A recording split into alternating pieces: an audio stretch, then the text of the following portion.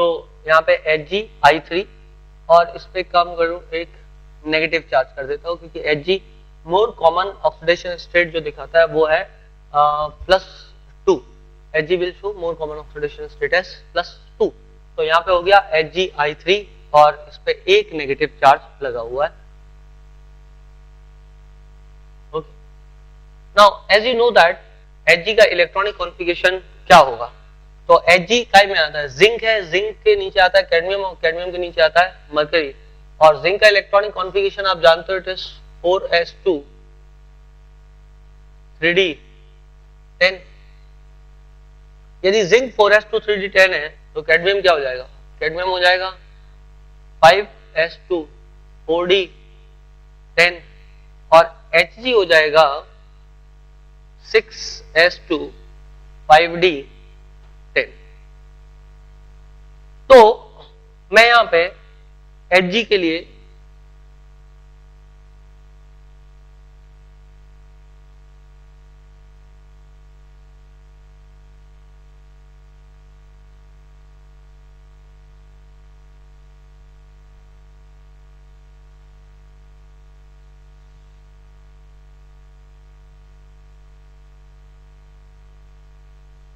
हालांकि इतने की मेरे को जरूरत नहीं पड़ने वाली, पर फिर भी मैं आपकी समझ के लिए इसको बना रहा हूं।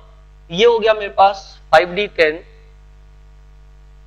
तो ये हो जाएगा 6s, तो ये हो जाएगा 6p, तो ये हो जाएगा 6d। तो फिलहाल मेरे पास Hg का यदि इलेक्ट्रॉनिक कॉन्फ़िगरेशन देखो तो उसमें 5d10 6s2 होना चाहिए, बट अभी मेरे पास Hg ना होके Hg++ है। यदि आप इसका ऑक्सीडेशन नंबर निकालोगे तो +2 आएगा, सो इट इज Hg++। और यदि Hg++ है तो दो इलेक्ट्रॉन जाएंगे, दो इलेक्ट्रॉन कहां से जाएंगे, सबसे बाहरी शेल से जाएंगे, और सबसे बाहरी शेल यहाँ पे कौन सा है 6, तो 6s के दो इलेक्ट्रॉन चले जाएंगे। तो इसका इलेक्ट्रॉनिक कॉन्फ़िगरेशन था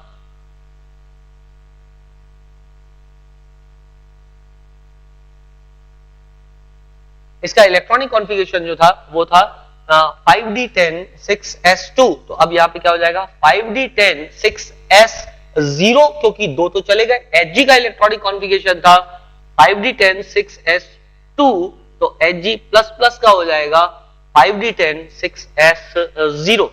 अब चूंकि 3 लिगेंड आ रहे हैं और 3 लिगेंड जो है वो लोन पेयर जब डोनेट करेंगे तो किस स्थान पे लोन पेयर डोनेट करेंगे, 1 2 और 3 जगह पे लोन पेयर डोनेट होगा, 3 ऑर्बिटल पे लोन पेयर डोनेट होगा। ये 3 लोन पेयर जो 3 जो ऑर्बिटल है वो आपस में इंटरमिक्स होंगे और इंटरमिक्स होकर के नए ऑर्बिटल्स बनाएंगे। इन नए ऑर्बिटल्स को मैं हाइब्रिड ऑर्बिटल्स बोलूंगा। ये 3 आपस में इंटरमिक्स होकर के नए ऑर्बिटल्स बनाएंगे। इन नए ऑर्बिटल्स का मैं नया नाम दूंगा, क्योंकि एक s और 2p आपस में इंटरमिक्स हुए हैं तो इनका नाम हो जाएगा sp2। तो इसका अब नया नाम हो गया sp2, इसका भी नया नाम हो गया sp2 और इसका भी नया नाम हो गया sp2। और इन तीनों की एनर्जीज बराबर है, शेप भी एक ही टाइप के होंगे तीनों ऑर्बिटल्स के। अब इनमें इलेक्ट्रॉन का डोनेशन, लोन पेयर का डोनेशन I नेगेटिव द्वारा होगा। तो दिस इज I नेगेटिव और ये इधर डोनेट कर देगा एक और I नेगेटिव, ये इधर डोनेट कर देगा एक और I नेगेटिव, और वो यहां पर डोनेट कर देगा लोन पेयर को।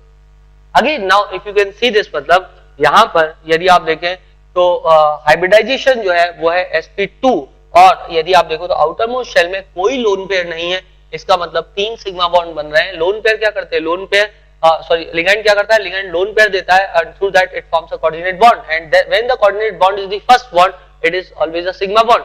तो ये कौन सा बॉन्ड बन रहा है, ये यहाँ पे सिग्मा बॉन्ड बन रहा है। तो यहाँ पर सिग्मा बॉन्ड का फॉर्मेशन हो जाएगा।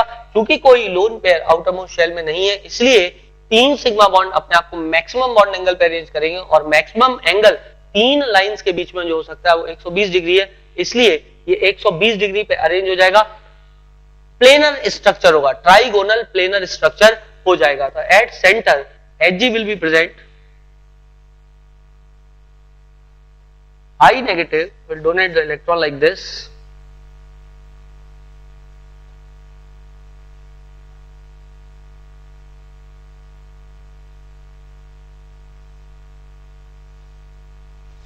ये जो हरी वाली लाइन से मैंने बनाया है ये कोई बॉन्ड नहीं है, ये सिर्फ आपको दिखाने के लिए बनाया है।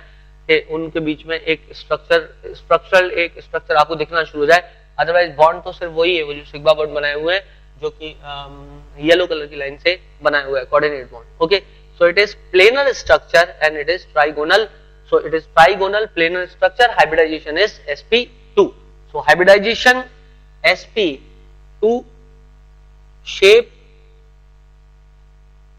trigonal planar,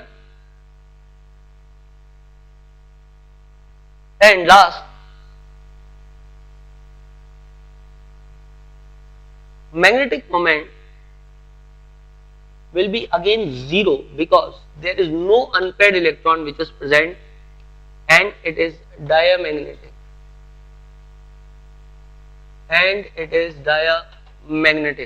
So sp2 hybridized trigonal planar mu 0 bm